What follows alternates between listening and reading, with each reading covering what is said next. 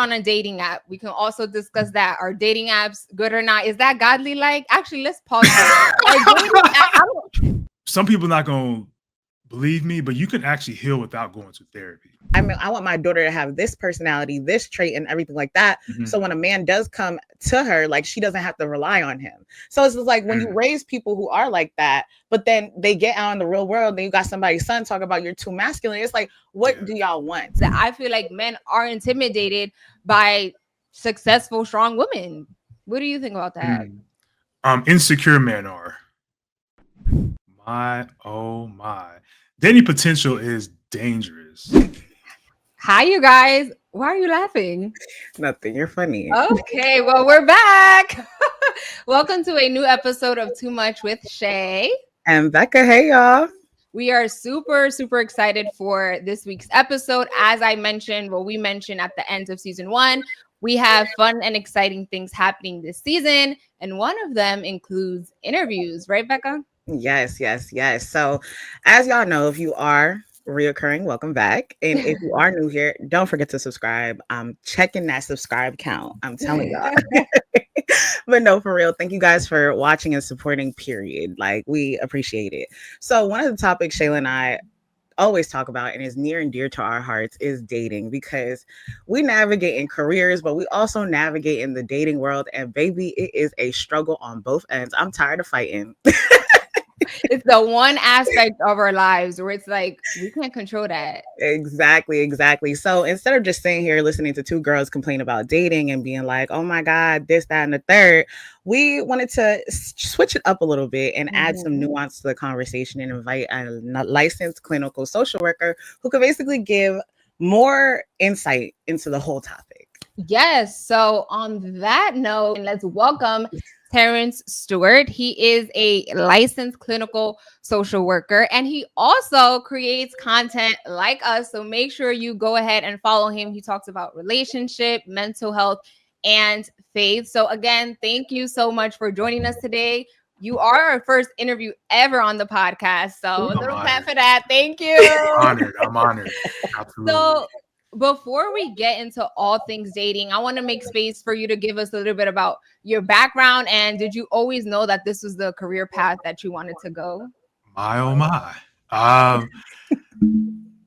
So yeah, my name is Terrence Stewart. I'm a licensed clinical social worker. I am licensed in the state of California and Texas. I currently reside in Houston, Texas, but I'm from the West Coast, West Side, all that. So I just gotta say East Side because we're from. There you go. Hey, all sides, it's all love. It's all love. So I've been doing this for over a decade. Whoa, almost like 15 years now. Been in the mental health space. I started working primarily with juvenile, working in the justice community, meaning like folks are coming on probation, parole. Did that for some time. Got my master's. Shout out to Cal State Northridge. Went to Cal State Northridge. Got my master's. And I worked in more or less like South Central area in Los Angeles, Compton, Watts, Inglewood, Long Beach area. I worked for the Department of Health in Los Angeles County for some time prior to moving to Houston, where I started my own practice called Shiftwise Wellness, where we focus, particularly our focus is helping men's mental health. We have a lot of our caseload or our clientele are Black men.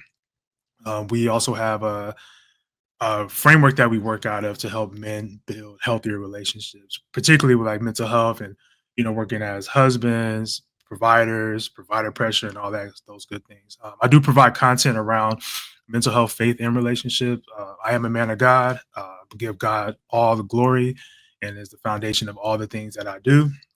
So with that being said, my context is always trying to give some context biblically just on dating, faith, mental health, relationship, because I feel like all the answers are in the Bible. That's my favorite book.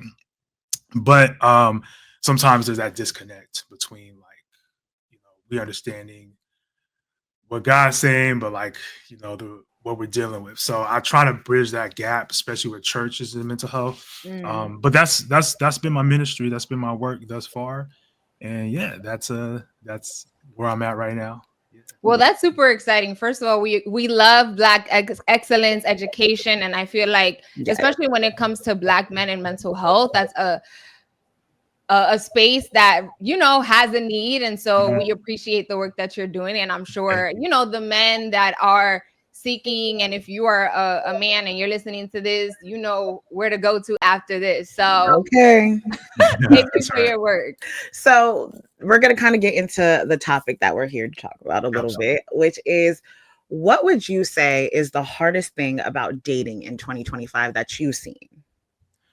Absolutely. I haven't. Obviously, I am engaged.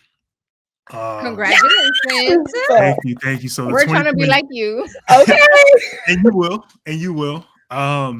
The the dating scene that I've seen just in 2025, and I say that just because like I'm not in the dating scene, so I don't want to speak as if I am, because I'm not. But from my understanding, when I'm helping folks in this day and age, there's just a lot of misinformation. I feel like we have these made up expectations around dating, and now that we're in these spaces of dating, it's like, well, we thought it was one thing, but it's a totally different thing. Especially with social media, I don't feel like there's a lot of access that we have with folks. There's a lot of different things when we talk about dating, actually. Distrust between men and women, I think that's a big thing in 2025, where social media again have these narratives around different podcasts, different posts. Sometimes we see this information, we see something go viral about how a man's supposed to be or how a woman's supposed to be, and all this, splitting 50-50 with the bills and who's supposed to do this. And we internalize that so much to where we don't understand what we really want. So when you're showing up in the dating space, what happens is like you're taking all this misinformation and trying to build something of your own. Is not really what you are and what you want. So there's that split, right, as well too, where a lot of folks in 2025, what's happening is we're getting into these relationships without like completely like being healed and evolved, and we're looking at this concept of how do I become healed, but I'm trying to navigate a relationship. A lot of folks aren't going to therapy. I know therapy is a big thing, but we're coming to a point where people aren't really doing the work to really heal, and we're just thinking just going from one relationship to the next is the answer. So to that point, social media is, I feel like, also a big factor into why dating is as hard as it is. You always think there's something better out there for you, but when it comes to this notion of like, you shouldn't be dating until you are healed, I think we also have to have the conversation that therapy isn't accessible to everyone, right? Like the idea of health insurance is a problem in America. We all know this. So it's like, I guess from what you're saying, you do agree that until you are healed, you should not be dating. Is that a correct reflection? So that's a great question. So when we talk about being healed, is being healed, like, what does that mean really?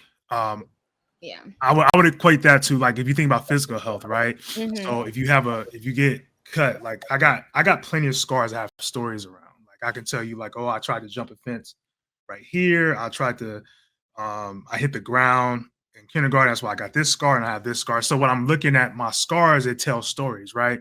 But they're no, like, if I touch it and I hit it, it doesn't hurt. But at the time when it was bleeding and it was, I remember going to the nurse's office crying about this one. So I when I have these moments where I can tell the story about it, it's like, okay, when we're talking about being healed, especially from a mental health standpoint, is, are you able to tell that story, remember it, and not be as triggered, right? So when we talk about being healed, I think it is important to make sure you are healed up, at least until you have that emotional scar. Because when we say like being healed, sometimes it's like, okay, well, I forgot all about it. That's not being healed.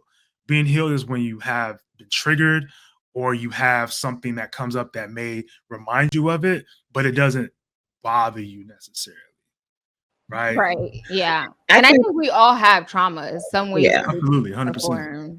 I think when it comes to the like conversation of triggers as well, I think that's where things kind of get a little tricky for some people because some Mhm. people don't even realize that they're truly triggered until they're in that situation. Like I know for me, Mhm. there's certain triggers, and because I'm aware of it, like I will set those boundaries. The problem is Mhm. when I set those boundaries and you consistently disrespect the boundaries that I put, it's like, Mhm. what was the reason? Absolutely. Yeah. 100%. Yeah. So, I agree with you, Becca, because you can be in a relationship and not necessarily know you have these triggers, right? And something could come up, and it's like, do you break up with the person because of this, right? Or you may question, like, am I really ready for a relationship? Um, that's where you have to take responsibility for your own healing, right? Because something you didn't notice you had that scar, you didn't notice like your arm still hurts from that wound, or your heart still hurts from that emotional wound, that maybe childhood, previous relationship, or whatever it is. Doesn't necessarily mean you have to break up, but you do have to do the work to do that. Now, if you go into a relationship knowing you have these issues, that's different, right? Like you know you have these issues, and it can cause you to potentially hurt somebody else. That's a different conversation, and that's where I lean more so like I, Right. do work, do the you want work. to go, Shayla? Go ahead. No, I just wanted to say, but the reality of life, I feel like a lot of people are still not going to therapy, whether that's because they Mhm, choose not to mhm. or they just don't have the access to. Right, So right, right. I speak a little bit about like the reality is most people get into relationships not being healed. So what are kind of like the results, or like would you say that's why there's so many failed relationships, because Or a like lot of how people should the just conversation even go about for that? Because I feel like Mhm, also some people aren't emotionally like mature enough to mhm, like completely stop everything and be like, wait, okay, so you're expressing this to me, let's figure out how we can work through it. mhm, mhm. Okay, so I forgot to touch on that point. So you're saying that people aren't going to therapy, so that the healing can't necessarily go, like, can't or at happen, least that's right? what society thinks. Like I'm sure, Yeah, I mean, yeah. you can share with us like other ways that aren't Yeah, specifically absolutely. therapy. Because the when you equate healing, it's like, okay, am I going to therapy, right? And some people not going to believe me, but you can actually heal without going to therapy. Therapy is a good way to track to fast track that healing process, or get more mentoring and coaching. It's just like if you can get in shape without going to the gym, right? But if you have a personal trainer and you're going to the gym, it helps. But a lot of people, you may need to have a gym membership. You can do home workouts, you can do burpees, you can get on YouTube and do a bunch of workouts and get in shape. When we talk about being in the space of like, okay, I need to go to therapy to heal, you can have community to heal. You can have conversations. You can go to, you can have your religious communities, church, or whatever it may be, friend groups, fraternities, sororities. You can have those environments to heal, but typically those environments aren't necessarily designed to heal. So, like when you go to a gym, you have all the equipment. When you have a personal trainer, you have all the equipment. When you go to therapy, you're dealing with somebody who is professionally sound to be able to help you specifically with that. Sometimes we have our friend groups. Love our friends, may not give the best relationship advice, right? They can So be toxic. they can be toxic for sure. They can be toxic. Love them. They may be cool to turn up with and go out and do X, Y, and Z. But when it comes to, oh, should you stay with this man, or should you stay with this woman? May not always be the best advice. So, with that being said, I want to back up talk on your question, because you're asking more specifically about the.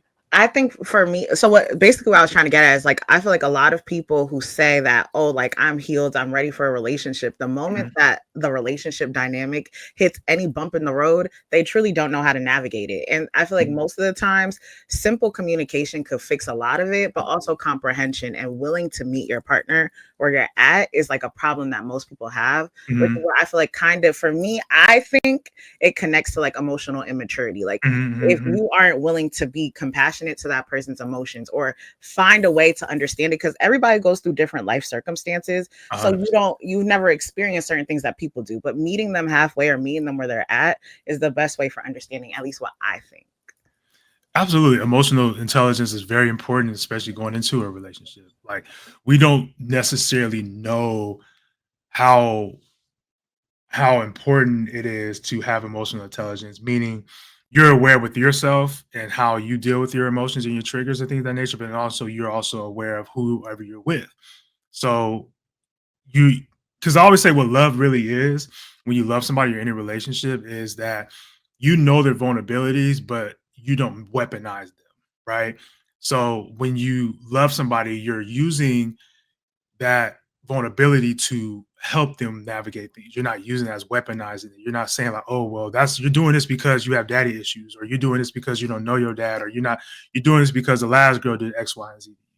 Right. It's like having compassion, emotional intelligence just to be able to be be an asset to that person instead of a liability, right? Because a lot of times we want somebody to pour into us as opposed to not pouring into it. So the emotional intelligence is super important. Now, again, you may get into a situation and not really know you're not emotionally intelligent, right? So, for example, I'm recently I've been training for a marathon, the LA Marathon, right?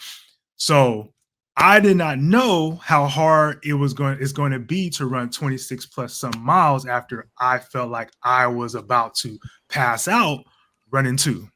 Okay, listen, So I could walk a mile. I don't know if I could. Good luck to you. I don't know if you know about Faith, but we talked about her in our podcast because she was trying to run a mile under 4 minutes. Isn't that crazy? that's But yeah. anyways, Yeah. shout out No. to you and her. Yeah, I appreciate that. I'm gonna need it.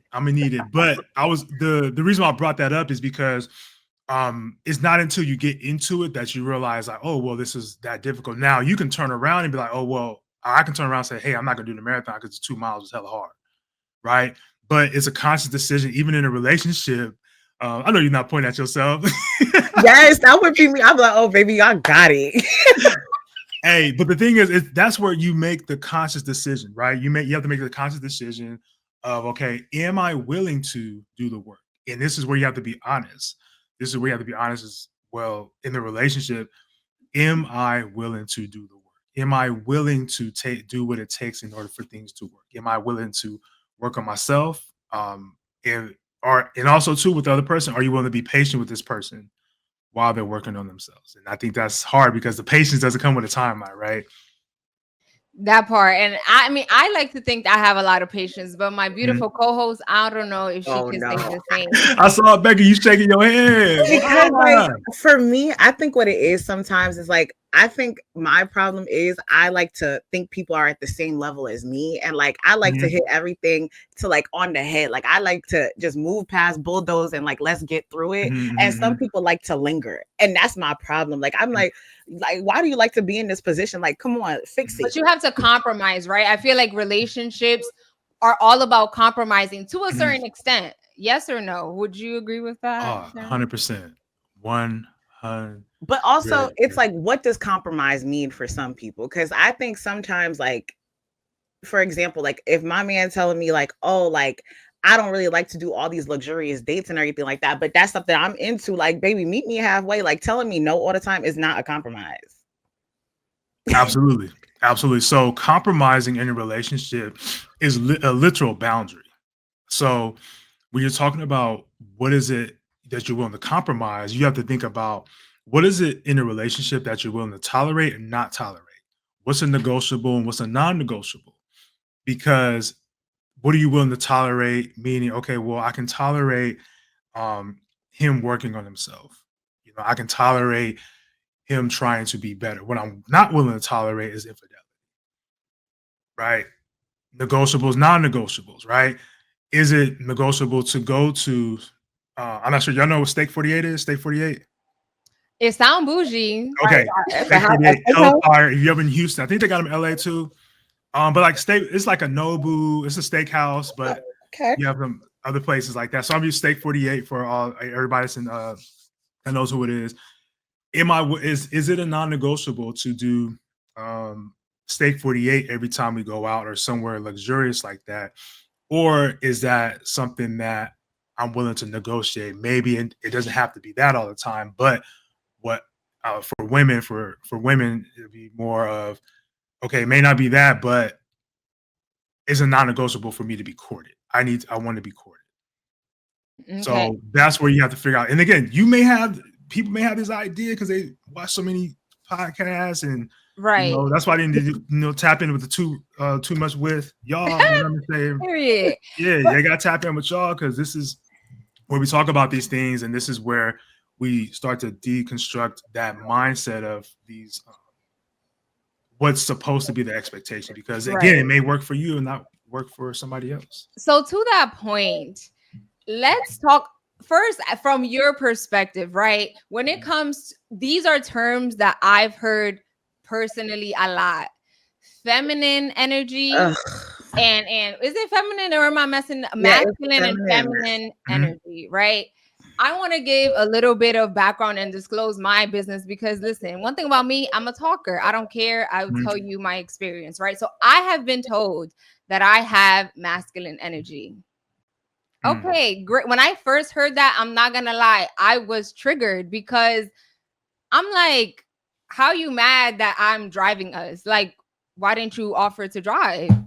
You know what I mean? Like, I feel like as a woman, if I have to tell you to do things, at least my personality type, I'm not about to tell you that you should pick me up. You should have just picked me up and offered, right? So yes, I'm going to be like, okay, I'm going to pick you up at this time, which is it ladylike? Maybe not. But here I am. I've been single forever and a day. So I'm like, whatever. I'm just going to try it out.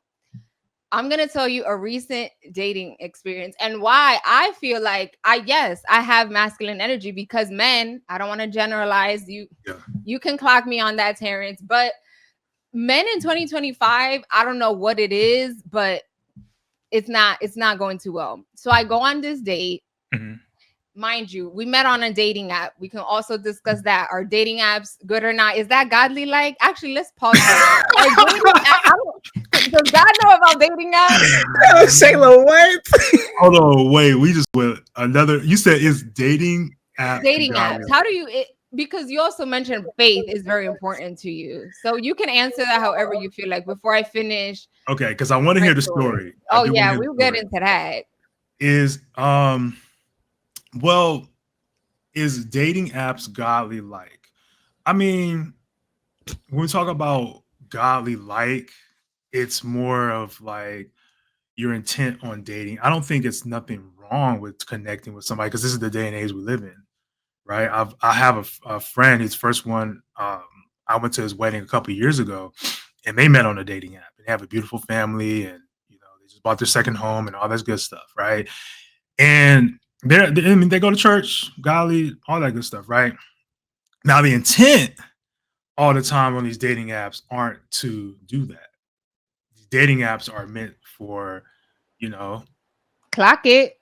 Exactly. You know what I mean? It's meant to have sex. It's meant to hook up. It's not, and is that godly like? Right. No. Right. So I think it's more not about the platform, but the intent.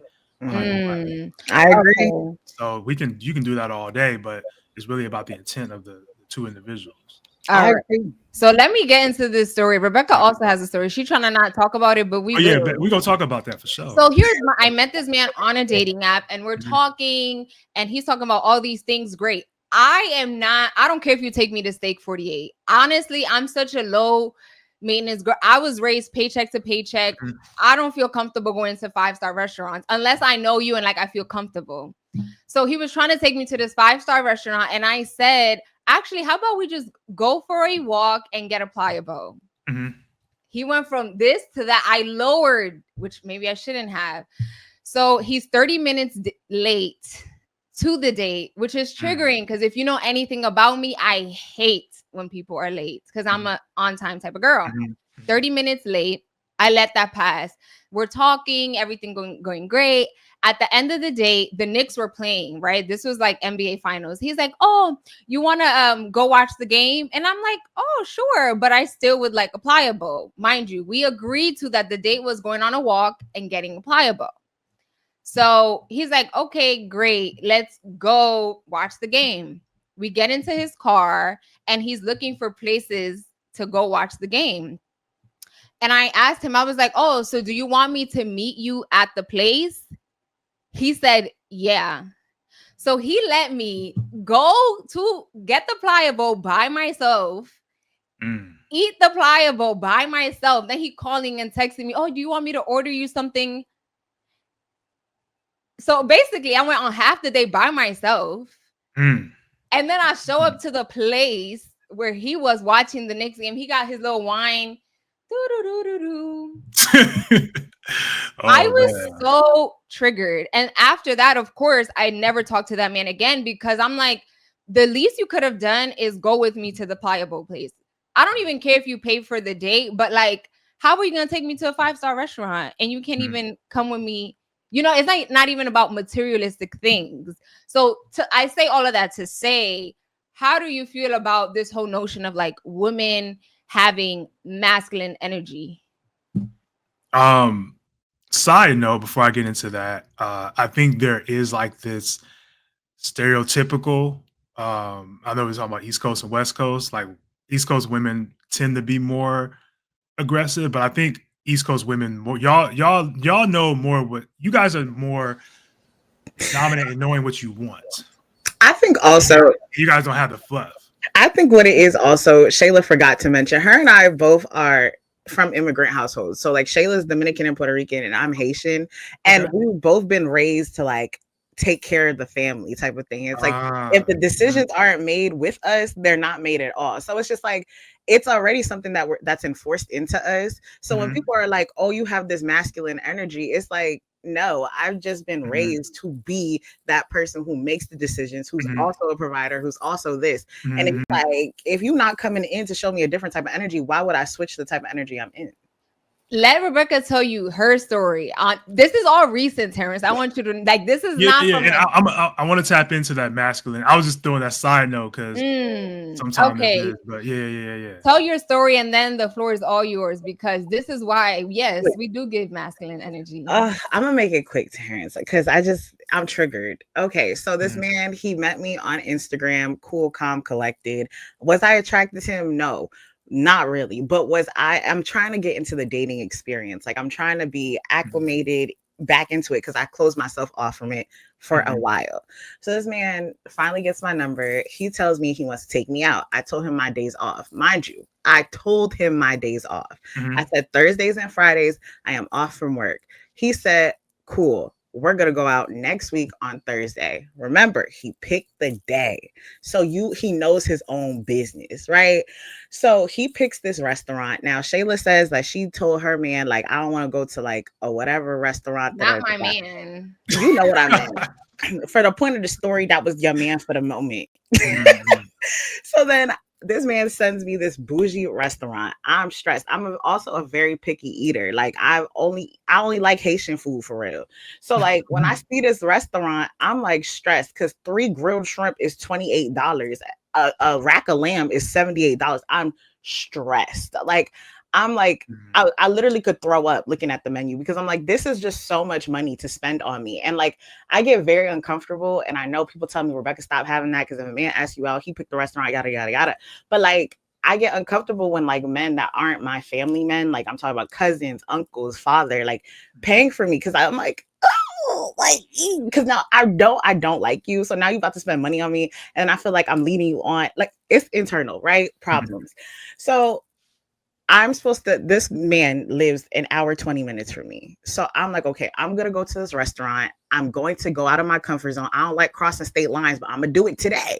We're in Jersey. The date Right. was in New York. Westchester County to be specific. Mhm. So I told him I'm going to be there by 2, like by 3 something, because the place opens up at 5. He was like, okay. 10 minutes into my drive, he calls me and he tells me, oh, like I have something embarrassing to admit to you. And I'm like, okay.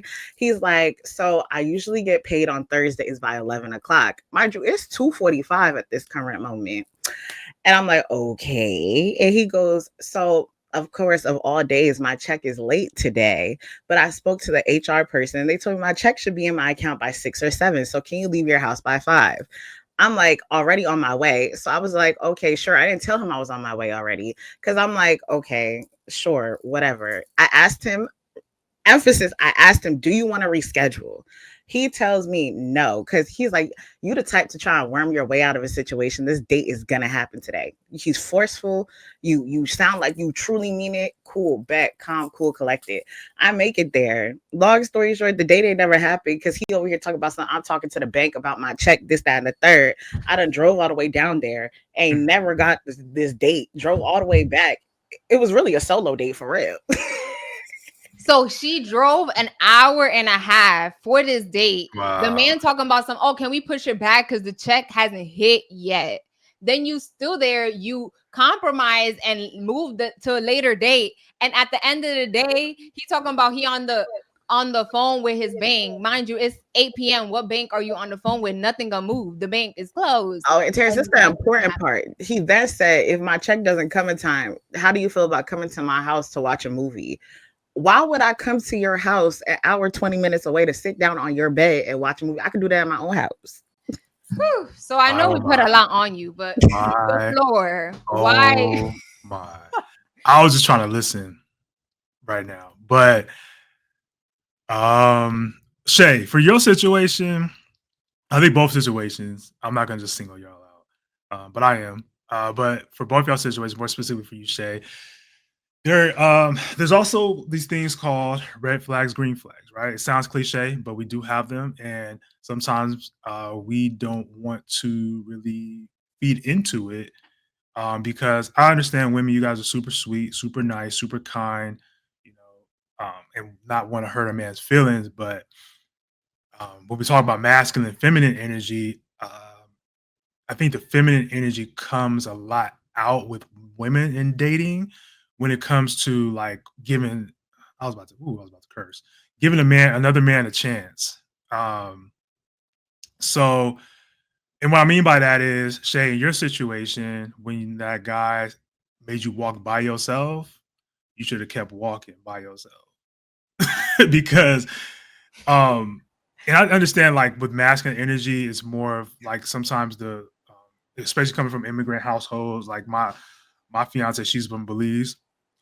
So she, grew up having to witness her mom be more of the dominant person.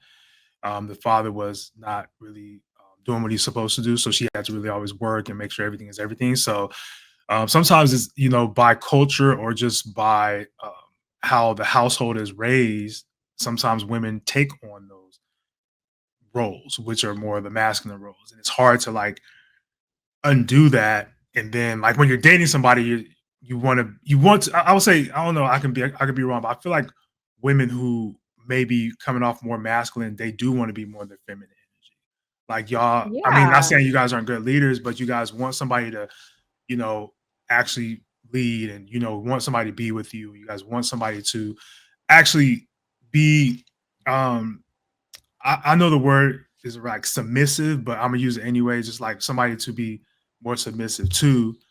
But unfortunately, with instances like both of your guys, it's hard to like submit to a man or take that guard down so that you guys can, right? And even back on your situation where I mean, as soon as the dude hurt, I mean, would you ever do that, Terrence? When you were dating your fiance, you can hey babe, well no, let's say dating. This is like before y'all like officially. Yeah. My check hasn't hit yet. Do you think we could push? I think that's embarrassing. Yes or no? Mm-hmm. Mm-hmm. No, it is. I would say this. I'm not gonna like sit here and lie. During the dating phase, no, I'm keeping it P. Like I got all the bread. You know what I mean? But there have been times in like previous relationships where my card may have declined, right? Because I'm going to school, I'm working, didn't budget very well, right? So there's been times, I'm not going to sit here and lie like, oh, I've always been this guy that had money. Like there's times where I didn't have money, but I knew like, okay, I need to transfer some money or I need to do something real quick on the app, right? But also too, there's points of time where I think as men, we need to like just be honest with ourselves.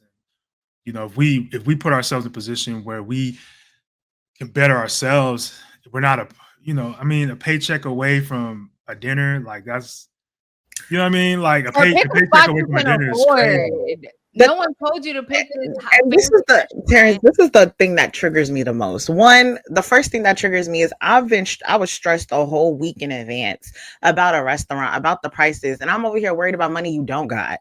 Two, you schedule a date the day you get paid. Why would, like, first off, if you know you're going, I mean, that he was trying. You don't play Angel Adam. He was trying, but like you're not ready to date. I ain't gonna hold you. Like you, I mean, if the man is not, he's not. I mean, you're not financially stable, not in the sense where you got like hella money and stuff like that. But if the dinner's gonna break you, that's you're not ready. I mean, at least for you dating, shouldn't have a dinner. Like you shouldn't have a dinner. And I think to the point about like social media, I think social media plays a very big role, especially maybe for both sides, but men, right? Because you see on social media, like men buying women Birkins and a car and this and that. And I think sometimes we lose sight of the real thing. We're not celebrities. We're not making these gajillion figure salaries. So I'm not expecting you to do all of that. All I care about is basic things. Be on time. Pick me up. Or if you can't pick me up, like just take initiative. Because when a lot of men are talking about you have too much masculine energy, it's like kind of like how you mentioned. The reason is, first of all, yes, I know I have to do my healing with my Caribbean household, whatever. But also, you're not helping if you're not taking initiatives. Like that's the part. And that feeds into like the reason why it was hard for women to step into that feminine energy, because you have so much evidence, and this is your belief, is that you have to be more masculine. You have to be, and masculine energy isn't, again, like man and women, because a lot of men may have more feminine energy and have masculine energy as well too. So it's a balance. Like you need both. But the masculine energy, a lot of times I feel like with women is like, it's not that I'm trying to be more dominant, but I'm just trying to protect myself from being hurt. I'm trying to protect myself until I know somebody can protect me. So with all that being said, when we talk about dating, it's hard. I mean, it can be very hard for a woman to step into that feminine energy initially, because again, if there's mistrust right off the bat, or you're not feeling protected on that first date, or you don't feel like you're being taken care of on that first date, it's just started off with a lie. And a lie. I'm calling yours a lie and a scrape by, But it's hard to really step into it now. Like even for myself, my first date with my fiance, like we had pizza. Like we had pizza. Simple. That's real simple, real cute, real cash. That's cute. But it was a lead up to that, right? Like I met her on a Saturday. Actually, it was a Sunday, and our first date was Saturday. That coming Saturday, like 6 days later. But I didn't text her until Wednesday, right? She still gives me heat for that. Like she's like, "You didn't text me." I'm like, I don't know, man. If you listen, 3 days, wait, anticipate, and then do all that. Don't be too much in a rush. Don't seem thirsty. But that's just my P. That's just the player. That's just the player talking. But goodbye. That's not giving Godly. Godly likes players. I'm joking. Halfway. I'm not really joking. But anyways, but during that time, it was a pandemic too. So now we can go to the steakhouse, we can do all those great things, but I think men, we have to manage our expectations, especially with the first date, because that's the standard. Like for me, I was like, hey, bottom line, my baseline, we can always get some pizza. So like, I'm not going to set it up. We're going to Steak 48 or we're going to Nobu. And then if we're not hitting out all the time and we go back down to pizza, you're going to be like, oh, well, again, that's just how I date. And I think this is just more realistic because we had a fantastic time. Right. And it's like, it's like, don't introduce something you cannot maintain. That's the part. Because if you're introducing that, that's the standard, right? The first date is the standard. And I think for like my case, I think it was too is like, people allow social media to feed them. And honestly, it's like if you ask me what my perfect kind of date would be, I'm an activities type of girl. I want to go ATVing. I want to do top golf. I don't really like bowling. I got nails. I don't want to break a nail. But if we do it, I'll do it. It's like if you see my Instagram though, you would think that I have a completely different lifestyle because like of what I do. Like I am at these restaurants and stuff like that. But the whole time I'm at these restaurants for work and I don't even like it. So it's like if you had asked me, I would have gave you that. But you don't want to like you thinking that you about to just blow my mind at a restaurant the whole time you can't I'm triggered still. Yeah. So to that point, I think also communication or lack thereof is also a very big issue in dating in 2025. Everything is text, like people don't even know how to hold conversation. So from your experience, right, would you say that is not even like just men necessarily, but like just the lack of communication can sometimes affect dating as a whole because people are not trying to talk for real? That was a great question. So communication is one of the biggest downfalls to a lot of relationships. Even with marriage, it's not always like infidelity. Like a lot of folks are now not getting divorced because of infidelity, or even finances. It's just a huge misunderstanding. Huge misunderstanding that could be dealt with if both parties know how to communicate. So I always tell folks about three forms of communication, which is the passive, aggressive, and assertive. So like when you're having passive communication, what that is a lot of times we do that. I would say even just with men, but everybody does it. But with men in relationships, we tend to be passive. We may seem like we're aggressive, but we're passive a lot of times because we don't talk about what's really bothering us because we don't want to cause an argument. Because we know if we bring this up, then it may open up a whole hella conversation. When we talk about aggressive, is you're actually not worried about anybody else. You're just worried about yourself, right? It's the opposite of passive, where you're just worried about other people. And also, people pleasing tendencies come in with being passive, but aggressive is I'm not worried about anybody else. Now, sometimes with men, more specifically, when you talk about being aggressive or how men get aggressive because they've been passive so long. So what happens, you build up resentment. So now when you want to communicate, it comes off as being angry or yelling, oh, I always got it, or I've been doing this. And you're like, well, where did that come from? You know what I mean? Like, because you've been silent the whole time. Assertive is like that perfect balance where you're taking into consideration your feelings, but also having the emotional capacity to listen to the other person's emotions as well, too, and their needs. So you're able to communicate your needs, but you're also able to receive somebody else's needs. And when I say receive, does not necessarily mean you fulfill them, but there may be an attempt to understand and try to work towards. So if you're dating somebody and they tell you like, hey, I want you to go to the moon tomorrow and come back, you don't have the capacity to do that, right? But what you can do is, hey, I may not be able to do that, but let's talk about taking a flight somewhere. We're not going to go to the moon, but let's take a flight. So I'm using that example because there's a compromise with assertive communication. It's not, because a lot of men, we think, well, I'm assertive, but no, you're aggressive because you're pumping your chest and you're not able to receive. So like you're building up a walls. It's not you being assertive, it's you being aggressive. So with folks, if folks can recognize those three forms of communication, understand where they actually lie and utilize assertiveness, the divorce rate and breakup rate would not be as high as it is.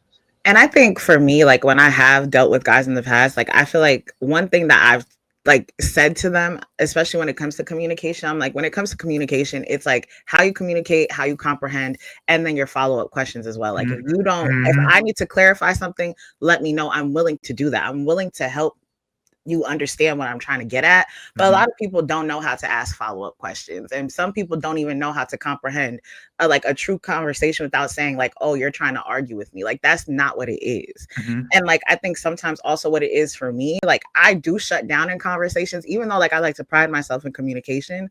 But like the moment you start talking at me instead of talking to me, that's where we won't have a conversation anymore. And some people just don't get that. Absolutely. Becca, you had a really, really great point. Two things that come to mind that I want to share is I statements, meaning when you're talking to somebody, when you say I statements, you're not making it about the other person. You're not saying, well, you made me mad. You're saying, I felt like I was disrespected. So instead of saying you say I in conversations. The other part of that communication style, when we talk about the I, not only with the I statements, but just bringing it into context where you guys are having a better understanding of each other. You know, it's not just you being solely thinking, okay, well, I'm always the one talking, or I'm always the one saying X, Y, and Z. It's you using I statements, you being able to communicate how you feel, but also using open-ended questions, right? I mean, this is something I learned even working with kids is you don't ask questions that take a yes or no answer, right? So you ask if you ask a child, because I'm gonna use children just as an example because I feel like sometimes with emotional intelligence we're stuck at that childlike. So if you're saying to a child, "Hey, are you hungry?" They can either say yes or no, and that's the end of the conversation. Um, if you ask a child, "Hey, what would you like to eat?" Then they'll give you, "Okay, well, I would like to eat a hamburger. I would like to go to McDonald's." Um, Furthermore, if you say, "Hey, what did you eat today, and how was that experience, or how did it taste?" Then they can give you a little bit more. So when you're talking about communication, specifically, if you're trying to have somebody open up to you, especially with dating, don't ask yes or no questions, especially on the first date. Like that's you asking yes or no. Oh yeah, no. Or have you seen the Knicks game? Yes. Or do you like a rack of lambs? Yes. Like no. Like what do you think about basketball? Or are you into basketball? Or what is your experience? Or do you actually want to go to this restaurant? Or it's asking those type of questions more open ended, and instead of just having those yes or no. So to that point, I feel like also Becca and we have journalism background. So I think sometimes, at least I feel like I over ask questions because that's just a reality of my job. Occupational hazard. Right. So sometimes like when I am talking to someone and they never, like I'm carrying a conversation constantly, it may feel to me like, oh, you don't care about this conversation, when maybe that is the truth, or they're just not used to that type of communication. Because again, I ask questions for a living, so it's kind of what I'm used to. But let's say I'm in my late 20s, right? There are, I know I live in Patterson, you hear in the background noise is life. But let's say there's someone my age that feels like me, like, you know what? I give up. Dating is not for me. There's no one out there for me. Clearly, that's not a good mental state. And how does one approach that type of toxic mentality that, like, because I'm reaching 30, I have no one out there for me, and I'm going to be single for the rest of my life? That's a great question, because sometimes we have these expectations of when we should get married, when we should have kids, when we should buy a home and all that stuff. You have to eliminate those expectations, just really step into what is it that God has in store for you, right? I just turned 36 a couple weeks ago now, and I'm just getting engaged, right?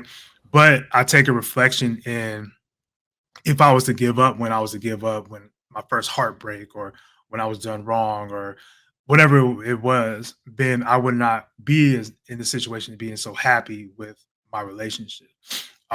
Yeah, it sucks to get beat up and go back into the ring, right? It sucks to get punched in the face and walk back in that same arena. It sucks to be cheated on or whatever it is, and have to hop back on the apps and trying to give it another go, right? I think you have to really understand what is your purpose in relationships. Not everybody's meant to be in a relationship, and that's perfectly okay. I think the most important relationship you're gonna ever have, two of them, is one with God, and then the second one is gonna be with yourself. So if you can understand those two relationships before trying to make a romantic relationship your priority, you're gonna do amazing in that relationship. And I think for me, the problem is like I love my relationship with myself a little too much, right? Can that be a thing? Can you love yourself too much? It's like, and I've been told that, like, people, like, I've been told by guys in the past, they're like, oh, like you you want to specialize and take care of yourself a little too much. Like, I am always going to be worried about me at the end of the day, because yes, I may be trying to build something with you, but at the end of the day, if this goes like left, the only person that's left to deal with it is going to be me. So like, of course I'm going to cater to me and make sure I water myself emotionally, mentally, and physically. But some people just don't like to see that. They just want me to be all about them, but that's not it. Like, I'm not your mama. You, like, I don't got to take care of you every day. Yeah. Well, Becca, I think what you're saying is valid for sure, but I think that's like a protective mechanism. Like, you're trying to protect yourself from like whatever it is, being hurt, or you just don't trust anybody else to really take care of you the way you take care of yourself. And that's valid. Like, nobody can take care of yourself or should take care of yourself more than you take care of other people. But when it comes to a relationship, it's going to be very hard for a man to actually know how to take care of you, because you take such great care of yourself. And that part of yourself, and this is where we talk about submitting, isn't necessarily I'm bound down to you. What it is allowing somebody else to take care of a piece of yourself that you've been taking care of all this time.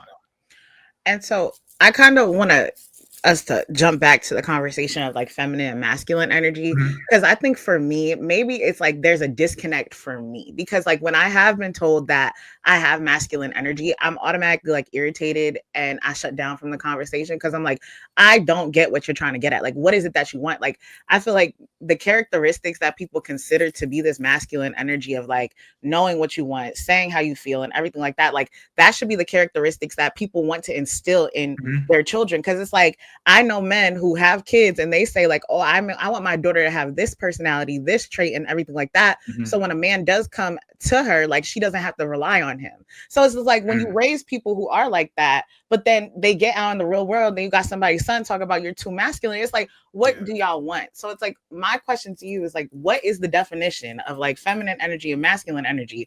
Because I don't get it. Maybe I just don't see it. No, that's a good question. So my definition of what I would say feminine and masculine energy, like the difference between the two, like I said, we need both as men and women. But just because you have more feminine energy doesn't mean you're a woman, and just because you have more masculine energy doesn't mean you're a man per se, right? It's just the characteristics and the traits.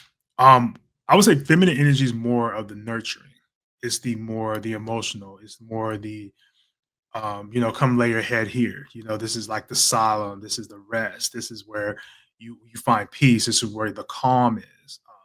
But masculine energy is more of the provider, protector, the shield that holds up everything from the world, right? Because I'm thinking the family dynamic, because you need both. Whereas you have the masculine energy where it's like I'm gonna protect this home, but then the feminine energy would be I'm gonna make this home a home. So when we talk about those two things, many times again, I mean, there's nothing wrong with, I would say there's nothing wrong with having masculine energy as a woman, and it may come out a little bit more. Um, some men actually like that. They may like that. I know the majority don't, but there might be some men that might be more on the feminine side. But then does a woman want a man that's more feminine and they're more masculine? Sometimes that dynamic is like, nah. But this is where work comes in, where it's understanding like, why do you have more of the masculine energy, and are you willing to let go of that and step into your feminine energy? Like, I'll use my fiance for example. She didn't have like a lot of masculine energy, but what it was her allowing me to lead, and that is more like the masculine energy. I would say is like the leader. So sometimes for men, and I'll use myself for an example, I don't know how to lead. I didn't know how to lead, and I'm still learning how to lead, right? But with men, we don't want to feel like failures a lot of time. I know I'm going on a separate tangent, but I'm gonna bring it back. But we don't know how to lead a lot of times, so we step away from that role, right? So we may, like, again, I think with your situation, Becca, with the dating, it might have been him not wanting to fail in this date. It's not necessarily saying like, oh, well, you're just trying to find a way to get out of it.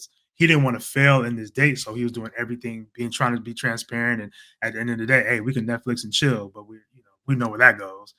But that's what I'm saying. It's for men, we're so prideful in that, and we don't want to fail. So for us to be leaders, we don't even make the full real attempt, because what does it look like for you to fail as a leader, as a man?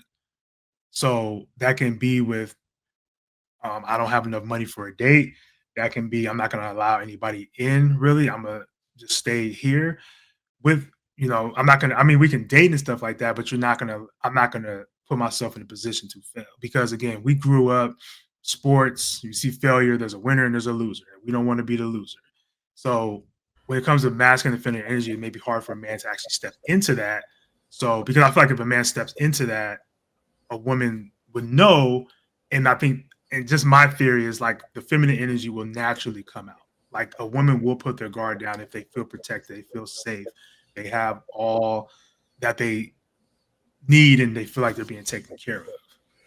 I agree, but I think also sometimes what it is like sometimes like I can only speak for me. Like when I have been like, because I'm a sweet person, but I'm very blunt, and like what I say is what I say, and what I mean is what I mean. But I'm also very goofy, so it's just like it's all about like I'm a complex individual, right? To that point, two questions. One, do you feel like men can be intimidated by successful women?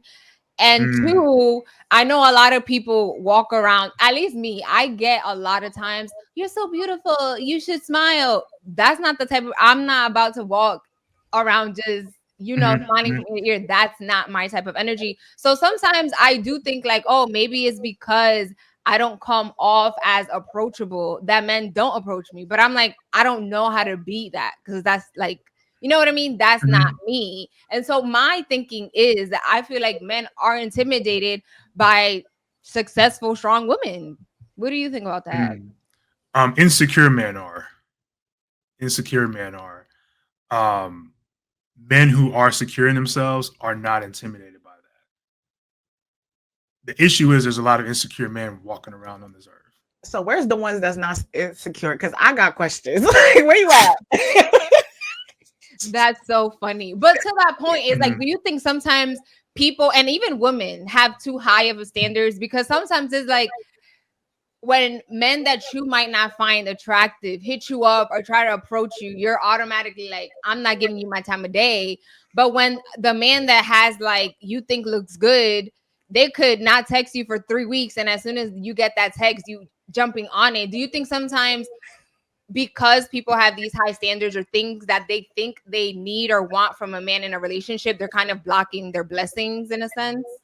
I believe so. I would say this: standards, they can be adjusted, but you should not compromise, because if that is something that you really want and is realistic, because many times we want the 666, the six figures, the 6 figures, 6 foot, and the six, at least, right? So realistically, a lot of men aren't 6 feet. Realistically, a lot of men don't make 6 figures, and realistically, a lot of men ain't 6, right? So I think with expectation, you have to be realistic. That's the part is, it doesn't mean that you can't have that, but if that's what we're talking about again with the non-negotiables and negotiable, figuring out what for you specifically, because we can make that standard like the 666, we make that or wherever that came from. That's like the quote unquote model, but at the same time, you have to realize, is that the type of man that I want? Because they can have all those things, but just don't have the emotional intelligence. They can be horrible people. They can be abusers. They can do all these different things, but you feel like you got what you wanted. And now you're looking here like, okay, well, that's actually not what I wanted. So to the answer to your question, just understanding where those expectations come from, and are they realistic? Because they might not be fitting for you. They might be fitting for society, but it may not work for you. And so I was recently hanging out with my cousins, and we were having this conversation about dating. Like a majority of them getting married, the rings is fat on the finger and everything. And I'm like, yes, we love to see it. But then they all were like clocking me. They're like, Rebecca, your problem is that you keep trying to date potential when you need to date people who are already, like, I guess made. But I'm like, for me, I don't mind potential because I know I'm still developing, I'm still growing. And I feel like if you go for someone who's already made and everything like that, it's just like, what is there to grow within you, you know? Mm, my oh my. My oh my. Dating potential is dangerous. It's risky. It's dangerous. Depending on how I'm not trying to put an age to it, but if you're at a certain age and like say for example, you 50, you trying to be a rapper, and you ain't made it yet, you've been rapping for Child, 25 give it years. up. Yeah, you need to go ahead and Oh, hang that I'm up, done to buddy. SoundCloud rappers, baby. No, I'm Yeah. cool. Like, I'd be You like, nah, you got it. you gotta go ahead and wrap that up, player. So um dating potential, again, you have to figure out what it is for you. I say it's dangerous and it's risky because you may be seeing something in them that they don't see for themselves. And if they don't see it for themselves, then yeah, it's they're not going to do it.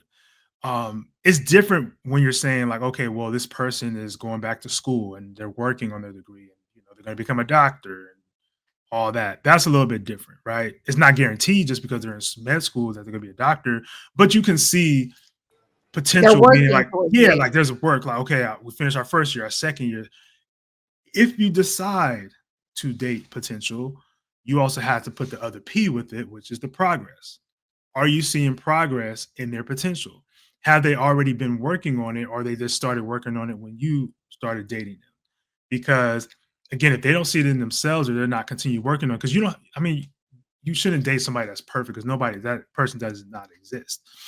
But if you're saying, hey, I'm gonna date to give this person a try, make sure they see it in themselves and you don't see it for them. You can say, oh, this person's a good guy and he does this, and I can see us having a family, and I can see, but if that's not what he wants, he told you he don't want to get married, then that the potential ain't there. But you have to see if there's progress with potential, because he may not be fully ready or anything like that. But it's just risky. It's just risky. But if you decide to do that, you have to track the progress. Yeah. Yeah. So I think for me, what it is like now I've started doing lists of like the red flags and the green flags I find. Mhm, And the moment a man keep telling me about dreams and I see no execution, automatic red mhm, flag. Cause like you're a chatter. Like you just talking. mhm, And like mhm, you're mhm, talking for somebody to listen or you're talking because you want me to execute. And I'm already executing things for my own life. So I don't got time for that.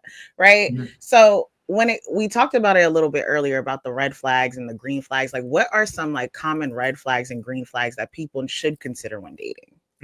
That's a great one. So, I would just say in general, again, it goes back to what you feel like you're willing to tolerate and not tolerate. Um, a good I'm gonna start with some green flags. With a good green flag is if you feel safe with somebody. You feel as if like that can protect you. A green flag is you being able to not only see yourself with somebody, but actually again see that they're actually a really good person. Um, I would say that's like a number one is like safety, like you just feeling safe with somebody. Um, a red flag is somebody who is inconsistent or even just a liar. So if somebody's inconsistent, and that can be part of your dating potential too. It's like, well, they might get it together one day. And here you are 5 years later, no ring on your finger. So you gotta think about those. I'll just get those two red flags: is the safety Yeah. and then yeah, for sure. Yeah. Go So before we have some fun little games to play before we wrap it up, but we also want to like leave our listeners with some actionable things. So let's say Mm, this person is listening and they are in that not in that toxic mentality of like I'm never gonna find no one, like mm, I'm gonna be single forever. What are some actionable things we can do to kind of get out of that headspace? absolutely. So the first thing is work on your own healing process, work on your own healing. And again, you don't have to healing doesn't mean perfection because healing leaves scars, right? So make sure you're working on yourself mentally, physically, spiritually. I'm really big on preparation. So you preparing yourself before you even get into the dating space. If you're a man, preparing yourself to be a husband. You don't wait until you're in a relationship to prepare, or you don't wait until you're married to prepare to be a husband. do the things you feel as if a husband should be doing. If you're a woman, preparing yourself for a wife, because again, I'm a big component. You're not just dating just to date. Like dating should lead into marriage at some point in time. I don't care what nobody say. That's just my opinion. I feel like if you're dating, you should be dating for marriage. Like, we're not going to be practicing all the time and not playing the game, right? So if you are dating, or excuse me, if you're preparing yourself, prepare yourself for that final step, because what that does is it can eliminate a lot of different um interactions. Because if you're like, hey, I don't see this person as my husband, or I don't see myself being a good wife to this person, then you can eliminate a lot. You don't have to waste your time, but oh, we're getting to know each other and we're just seeing how it goes and da da da da.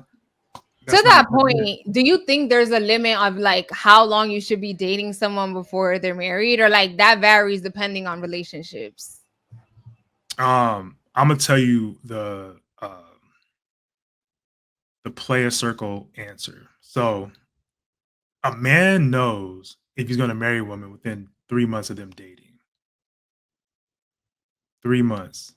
Three is So crazy. 3 months. A man would know. No, a man knows, like, I can see this person as not even the first thing men usually would typically. It's not saying all men. Most men would say, "Can I see this person to be the mother of my child?" Because that's easier than marriage.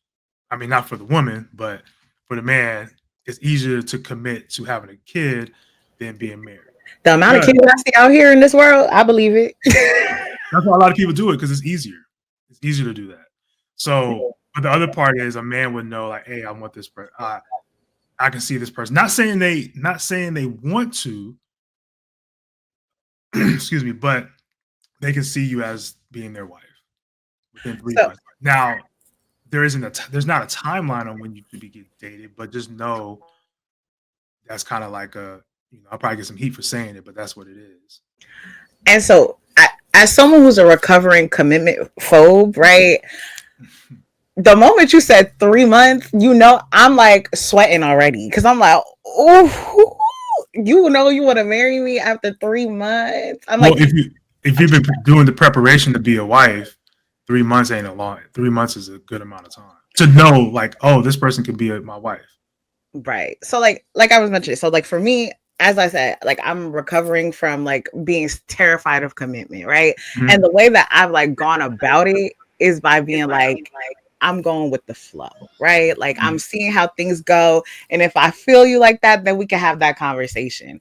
But I don't like to like just go into it and be like, yeah, like we're talking to just date. Like, cause then I feel like I start sweating and I'm just gonna start like self-sabotaging the situation. Like for me, like I try to make sure like I communicate it off rip, like, hey, I am like getting back into the dating scene and I am seeing what's out there, but I like the vibes that I'm getting from you. I feel like as long as there's open communication, that should be good, right? No, that's good. But the standpoint I'm more so making is like, you cannot want to be that, but then a man can also be like, oh, well, she's not really committed, so I'm not gonna entertain it. So I think there's enough conversation to be done with that. I mean, this would be more so you taking the steps, or a man like consciously making a decision, like, oh, well, I want to continue to like have her be my wife. Like there hasn't, if all the things are being done, all the right conversations are being had, because you can eliminate a lot of fluff and uncertainty with certain conversations you can have within 3 months, right? Yeah, that's just my opinion.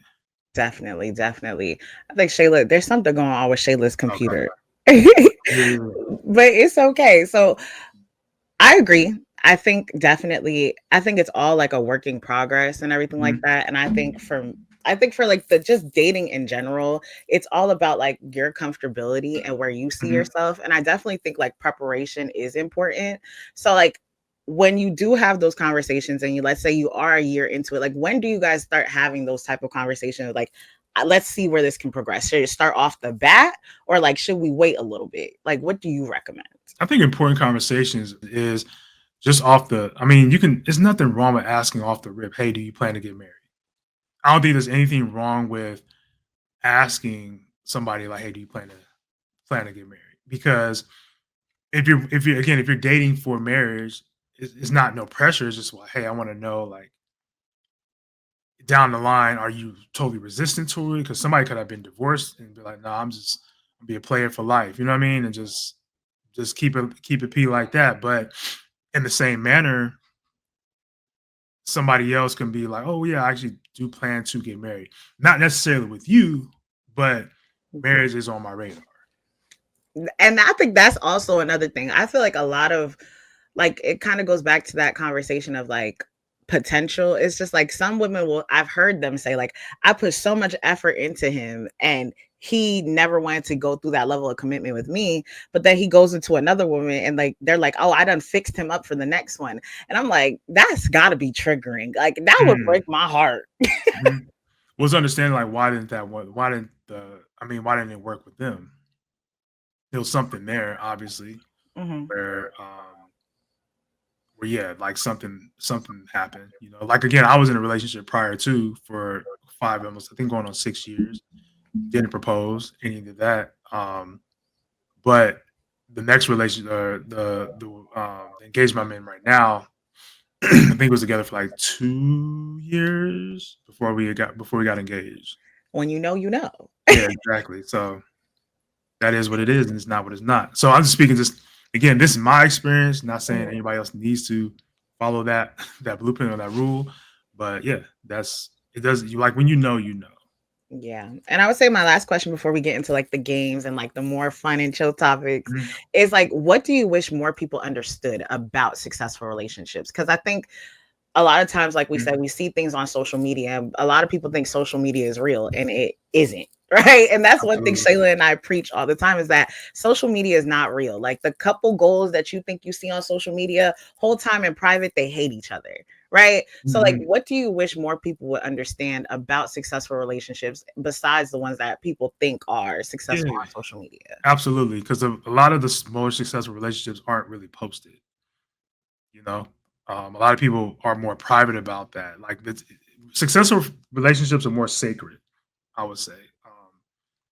It's not all about them posting each other or having shared Instagrams or whatever it is. It can literally come from you just having more private, intimate moments. Now, nothing wrong with posting, because I mean, me and my fiance, we post about our relationship. But no, the successful relationships take work. Because I'm a firm believer that being single is easier than being in a relationship, especially a healthy relationship. So sometimes we take that singleness mentality and trying to go into having a healthy relationship. It just doesn't work. So know that if you're trying to become in these successful relationships, you aspire to be in that, it takes work. It's going to be way harder, and you're going to experience so many different things than you did ever in your life. You're going to be triggered. You're going to have your childhood trauma come up. Your baggage is going to come up. Your inner child is going to be screaming at you. You're going to be having that. You understand where your daddy issues are, your mommy issues are. You might have abandonment issues, attachment issues, and all that. So yeah, it just know that it's going to be some work. It's probably going to be one of the hardest things you ever do.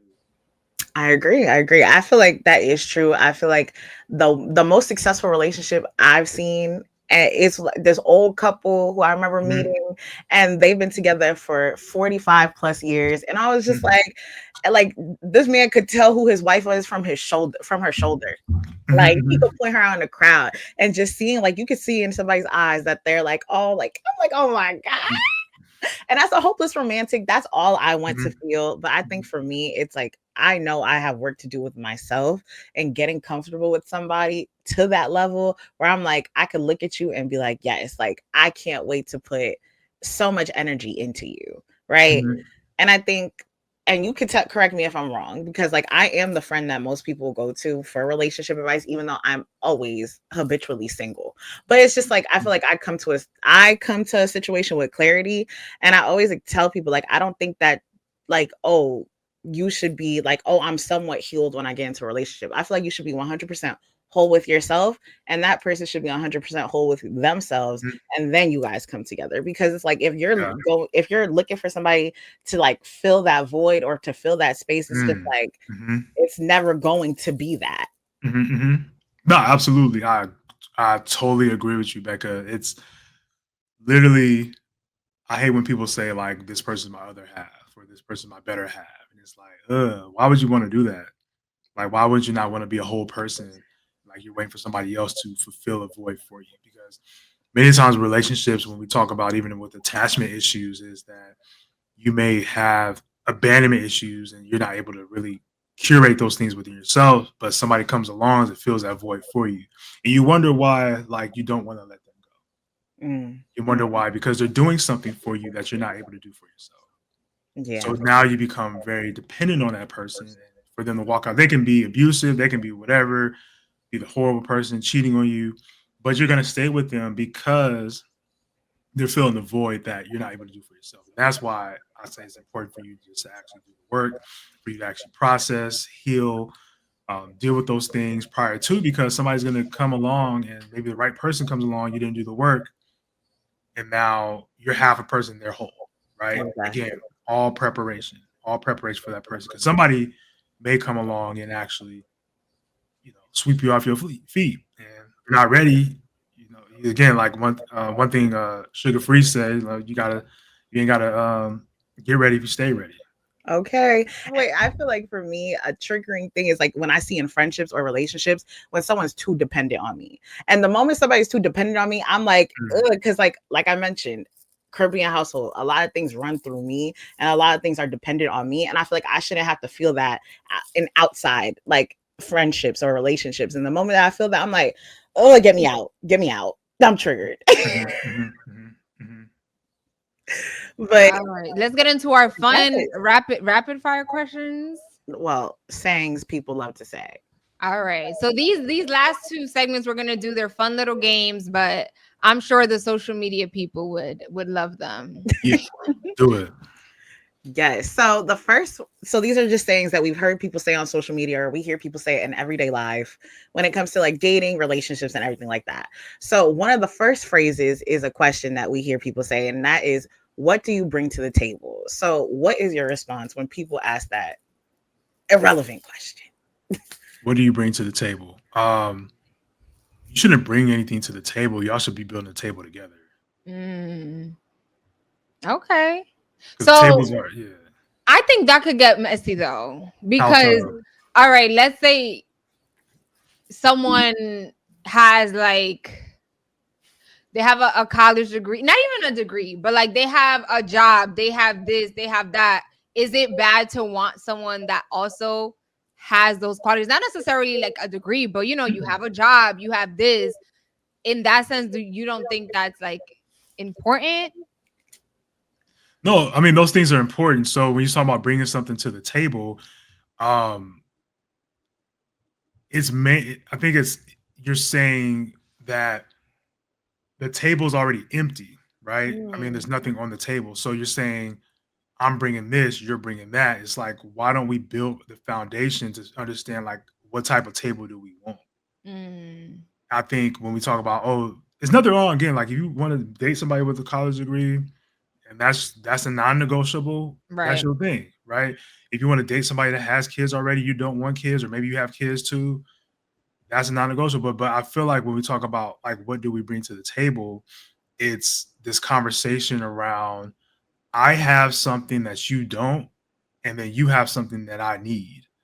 Mm, Instead of, and we were just talking about this before, is when you say I'm trying to bring something to the table, I'm trying to get something from you that I'm missing, and I have something that you need as well, right? It's like we're sitting here trying to lay it all on the table and like, oh yeah, we can use this or we can use that. Oh, you bring this, I'm okay. Let's.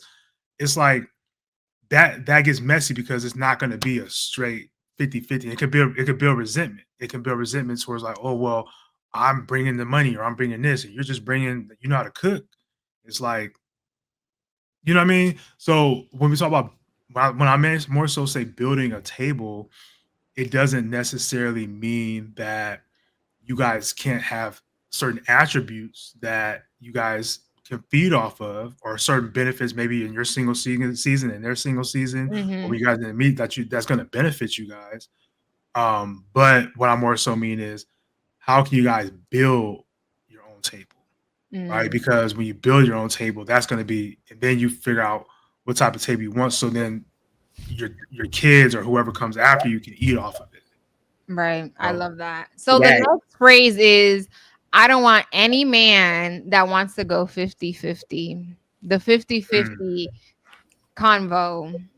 my oh my. The 50-50 conversation. I literally just did a video on this, which is kind of interesting. So what do I say? 50-50, right? So 50-50 is one of those things where I don't want, because typically the man should do this, the woman should do this. We usually talk about finances, correct? So Exactly. I heard Kev on stage saying that he went 50-50 up until like I think 2018 Mm. with his Hmm. woman. Like sometime he lost his job and she lost, or she may have been the main breadwinner. You have to figure out in your own household when we talk about 50-50, does it work for you? Because of the ways things are set up right now, 50-50 may be the most beneficial to some people. Um, but as long as you have 100% love, because if you're going 50-50, it may be a point where one person loses their job and the other person has to, you guys may have both lost your job, or one person has to be the breadwinner while the other person gets on their feet. So when we talk about 50-50, is if you want a man to pay for all the bills and you take care of everything else, find a man that'll be able to do that. If you want to go 50-50, you feel like that's okay, you're okay with that, that's cool too. But don't take that idea, because I know it's a negative thing to have that 50-50 mentality and take it as like, oh, well, this is the standard. I'm not going to go 50-50 with no man. It's like, okay, cool. So find a man that'll take care of you, right? Um, do I think 50-50 is a bad thing? I don't think it's a bad thing. I don't think 70-30 is a bad thing. I don't think 100% is a bad thing. They all have their pros and cons, but you have to figure out what works best for you. And once you figure that out, then you figure out that balance, right? So even I'll just use myself for an example. I may cover most of the rent, and I mean my fiance, she works too, but little small bills, that's what she has, right? But also too, and I was sharing this with my partners this past weekend. I do most of the cooking, and they're like, "Well, you're paying X, Y, and Z. Why do you do most of the cooking?" It's like, well, because I have more time to do that. Like she works a full 40. I work, I have my practice and stuff like that. So I work part time, but I make, as of right now, because I feel like she's gonna make way more money down the line. But that's just I always tell her that. So shout out to you, babe. You're gonna be making that bread. I We're rooting for you, girl. I always say that I have more time to do it, so I don't mind doing it. And sometimes for me, I even having to shed off that little resentment. So not, when we first started, I literally had a conversation when I was like, dang, I feel like I shouldn't be doing this. I feel like you should be cooking. I feel like you should be doing X, Y, and Z. And like, I don't, yeah, I'm paying for everything. Like, you know what I mean? Like you just, I mean, she saves the money and stuff like that. But I was like, I feel like I shouldn't be doing it. So what we did was, and I didn't want to come off as like being, you know, superior or anything like that. But what we did was we literally sat down and had a conversation around it. It's like, okay, let's look at the bills. Okay, cool. Let's look at how much time. Okay, well, for her to work 40 hours a week and then do X, Y, boo, boo, boo, when I'm working now like 4 hours, maybe 3, 4 hours a day. I don't mind. Like, I don't mind doing the cooking. You know what I mean? That's just what works for us. But if we're going, if I have that mentality, like, nah, we're going 50-50, or you need to do X, Y, and Z, it's not going to work. It just doesn't work with our lifestyle. So that's why I'm really big on understanding, or you got, folks understanding what works for them when it comes to 50. Right. Don't let social media fool you. Yeah, Yeah. social media will get you. Whenever Social that media will have 50-50 you single with cats. Okay. Every time that 50-50 conversation comes up, me and Shayla just stay strong, because it's just like, for us, like we've seen like either a parent go 100% because Right. It they have no varies. choice, or Yeah. like my parents have gone 50-50 my whole life. And I Mhm. feel like sometimes, like, to your point, I think when people think of 50-50, the not like, yeah, 50-50, they're like, well, like I have to pay this, I have to pay that. But it's like that's not even the case sometimes. It's just Mhm. like your partner could pay 100% of the rent and you pay for everything for the children. Or it's like, it all depends, because Yeah. even if like you have a man who's a provider and pays 100% of everything, you getting 30% of affection. So it's just Mhm. like Yeah, somewhere it's exactly. going to fall short, you know? Absolutely. Yeah, you got to figure out what works best for you. Because even, I mean, again, for my situation, just last thing, my fiance, she does a laundry. I hate doing laundry. I'd rather pay the rent than do laundry. I'd There's always rather, that one chore that you're like anything yeah, but like that. she can just do that, and that's cool. Because I'm not. I'd rather do the laundry. I'd rather cook. I can cook all day, Right. do all That's that stuff. But funny. to do the laundry, that in itself is a $5,000 a month task. Like you can do that. That's cool. And I'm So sure she'll take that over doing other things. So Okay. compromise. The exactly, Yes. the next exactly. phrase, all men cheat. All men cheat? No, not all men cheat. Not all Mm. men cheat. Some do. Um, Some do. But no, so Some some do men women some do. cheat women. too. Exactly. Some men cheat. Some women cheat as well too. Yes. Right. Yes. So, I think with is that something people say all the time? 'Cause I hear like people say like black men don't cheat and all this other stuff. Oh, yeah. I heard. Well, depending what the circles that you're in. Obviously, I Gotcha. feel like Yeah, we're yeah. more like black and brown. So in our circles, it is Mhm. black men don't cheat. It's an But And all then men I feel cheat. like it you don't get on matter your social media. race, Right. women and men cheat. Right. Mhm. Yeah, men So, and women most definitely cheat. okay, so this is like a follow-up question to that, like that Sure. cheating phrase. Do you think that cheating actually can be forgiven? Or is that something that you just gotta move past, or like chalk it up to it was just a mistake? Mhm. No, that's a good question. So, in previous relationships, I mean, I cheated once in previous relationships. Yeah. Uh, surprise. Um, God, where are you? Just kidding. so you said, God, where are you? Hmm.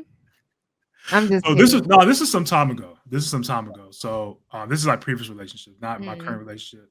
And that's I thank God, speaking of God, thank God that um it's kind of gonna be sound kind of crazy, but I thank God that that happened because I since through that experience, I've been able to help like hundreds of men work through their issues Mm. because infidelity and cheating isn't necessarily about sex. Like it's not about the gratification you get after you're done having sex. There's something missing in a void within yourself that you're trying to fulfill or avoid in your relationship, and for whatever reason, you're not getting what you want out of the relationship. So the affection, communication, or that lead up to, or that spontaneity, which was for me, one big thing was like the spontaneity is just in our relationship. It doesn't necessarily mean again that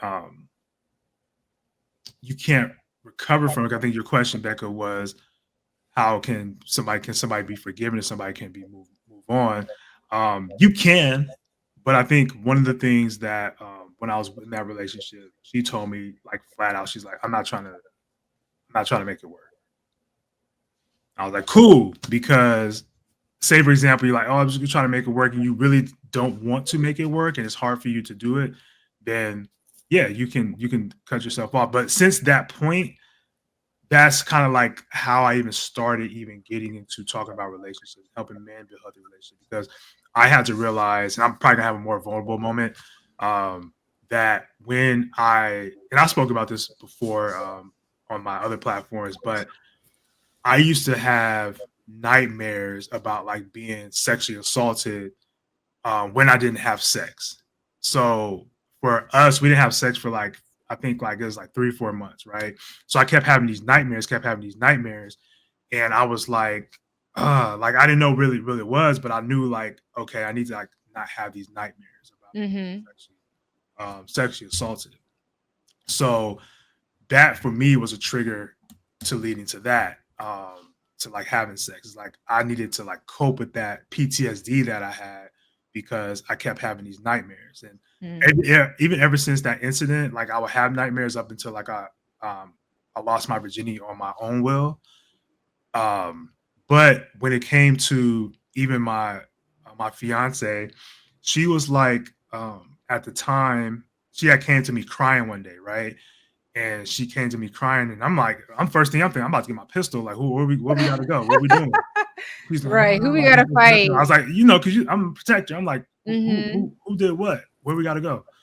She's like, no, it's not that. And she's just crying. I'm like, what? So she sat down. She was like, you know what? I really care about you. I love you, and I want this to work out. And I'm like, oh, we about to break up. And mind you, we just moved to Houston. So I'm like, I'm not leaving. You can leave, but in my head, I'm staying in Houston. I'm not going back to LA.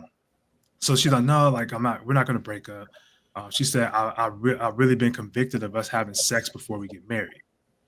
And I was like, okay.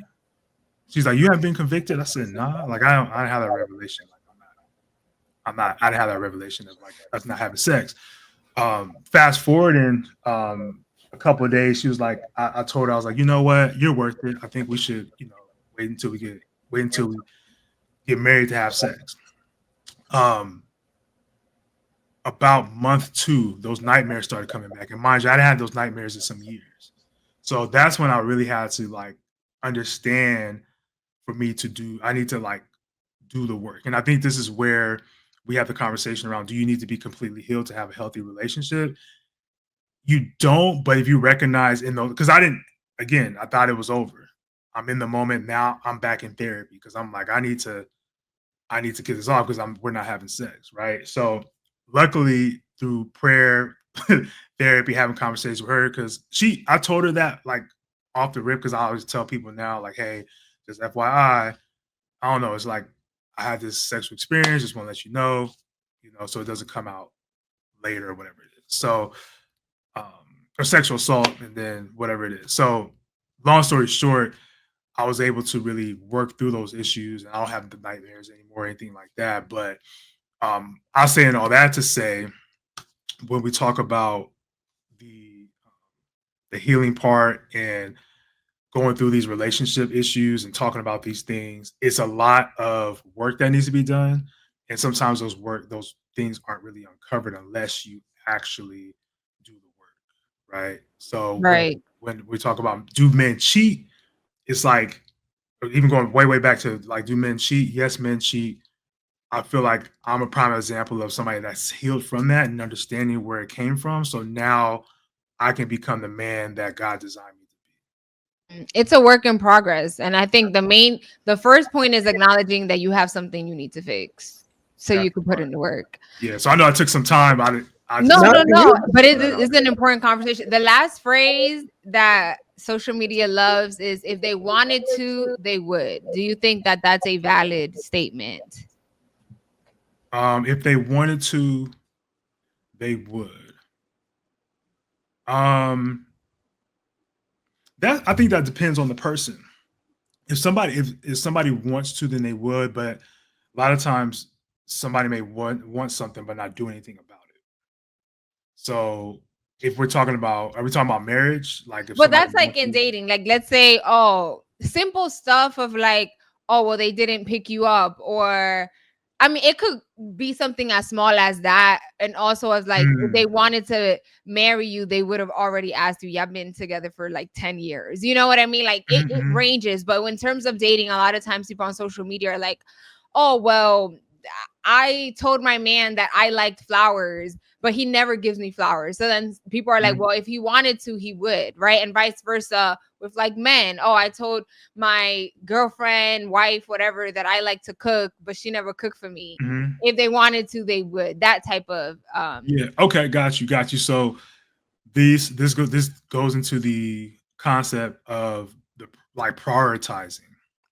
So I always use this for example, right? You guys are both in Jersey right now? Yep. All right. So if I told you, Becca and Shay, if I told you, hey, I got $1 million for you each, but you need to be in Houston by midnight.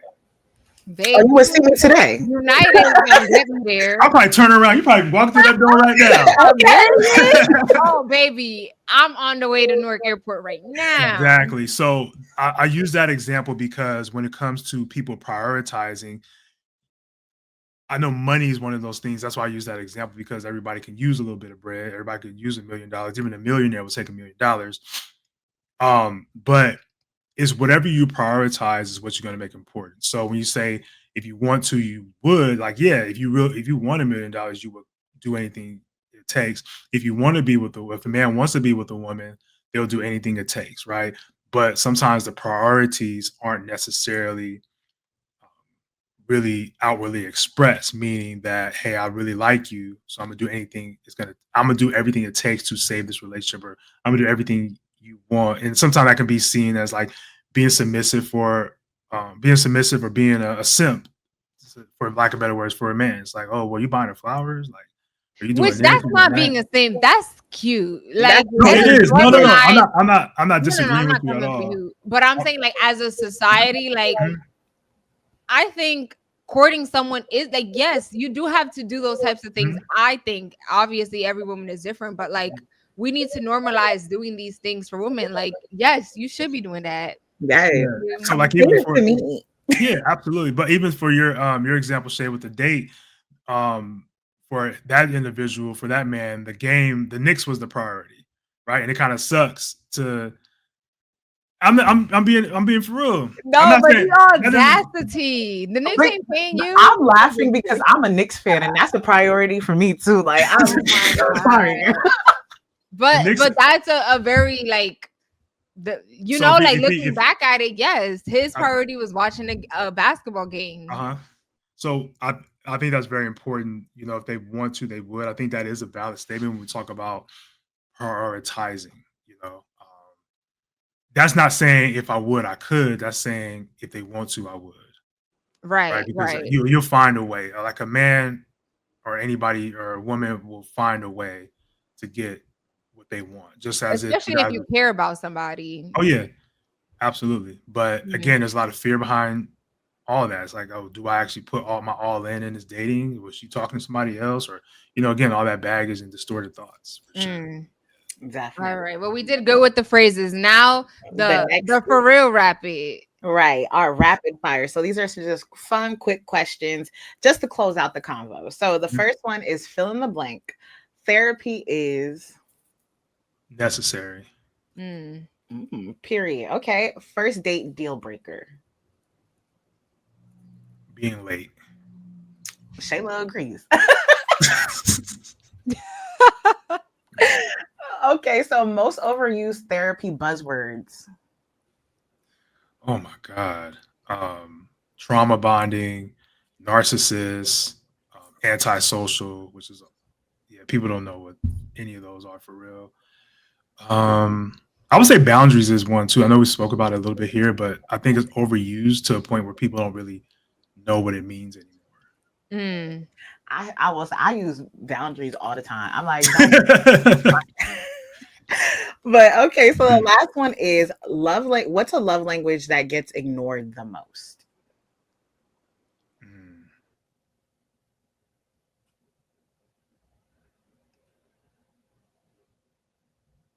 think was it gift giving? Is that the one of them? Yeah, one like receiving gifts. Yeah, receiving gifts. Yeah, I think that one gets. You see, but gift giving makes me uncomfortable. I will break out in hives. I'm so. But I feel like it all depends on the person, right? Like for us, well, everyone's love language is different. So depending on what you prioritize, like your partner should know, right? Like for you, if buying things makes you uncomfortable, then I'm sure that the right person will understand that and show love in the way that you can actually like take it in. Right. And I had a question about love languages really quickly, and then we could close out everything. I know Shayla hates when I do this, but I'm sorry. I get confused when it comes to the conversation of love language sometimes because, like, is it how we receive it, or is that how we give it? What does the love language really represent? Like, I get both. Yeah. So it's both. So, I think for my love language is like acts of service. So I'll do, and then I like to receive. But some folks may be like act of service, and I like to do acts of service, but then receive acts of service, but I like to give gifts. So when we talk about love language, it's typically depending on the conversation you're having. You're like, oh, what's your love language? Is typically folks are like, how would you like to be loved? Like, oh, I like to, or you can say, or I like to give gifts, or I like to receive gifts. So that's a great question.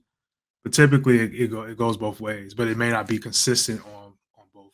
Yeah, at least for me, I think I'm a very acts of service is really big. And I think it also goes back, like when we talk about like trauma and how you're raised, I think how you're raised sometimes dictates not always how you like to be loved. So for instance, growing up in a Caribbean household, you always got to do stuff. Like sometimes you be the head of household at like 10. So your love language, you know, when you're older, it's like, oh my God, if I don't have to lead all the time, like that's love that down. And so for other people, it's like I never got gifts or never, you know, got a present. So now when people do that for me, I feel, you know, a sense of love. So I think that love language, to me at least, I think sometimes can be connected to how you were raised and just culturally how things were for you. But it also cannot be that. Things vary.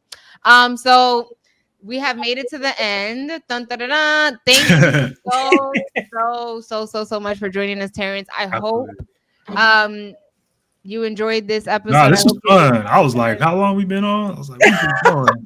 I know we got lives, we got to depart. Yes, but you know, this is a too much podcast, so we always talk too much. Too much personality, very on brand here. Absolutely. But again, thank you for joining us. Make sure if you made it this far, thank you so much. Make sure you follow Terrence on TikTok, YouTube, Instagram, all the things. Do you want to tell your people your Instagram handle? Yeah, Instagram, TikTok, Terrence Talks Therapy. On YouTube is Terrence Stewart, TerrenceStewart.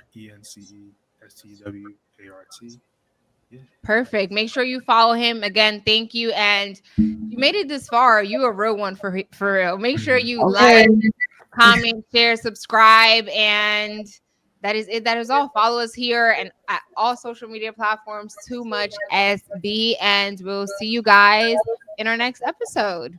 Thanks. Bye. Thank you, Terrence.